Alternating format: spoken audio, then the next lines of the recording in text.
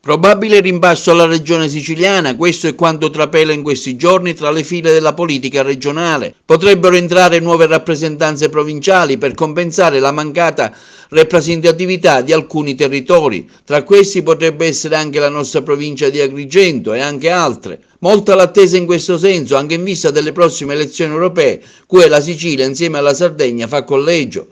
Tra le nuove nomine quella dell'assessorato alla famiglia, diretta dall'assessore Ippolito, prenderebbe il suo posto il nuovo designato in quota lombardiana, l'ex senatore Scavone. In merito sentiamo il vicepresidente della regione, Roberto Di Mauro. Si parla di un rimpasto? Anche la vostra area è interessata da quello che... Diciamo che faremo un rimpasto, questa è l'idea del Presidente della Regione, vorrà sostituire 4-5 assessori, se lo dice lui vuol dire che ne sente la necessità. Per quanto ci riguarda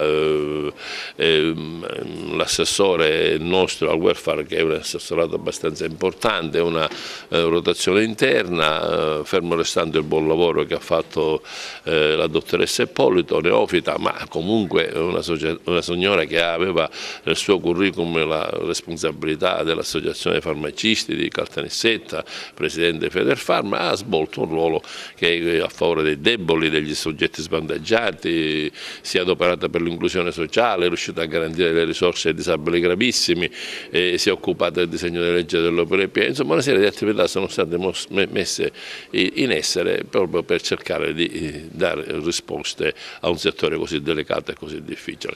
Siamo fiduciosi che il successore potrà trovare sul lavoro fatto diciamo, le coperture finanziarie che in questo disegno di legge metteremo, tutte le opportunità e tutte le esigenze da portare avanti per dare risposta ai siciliani.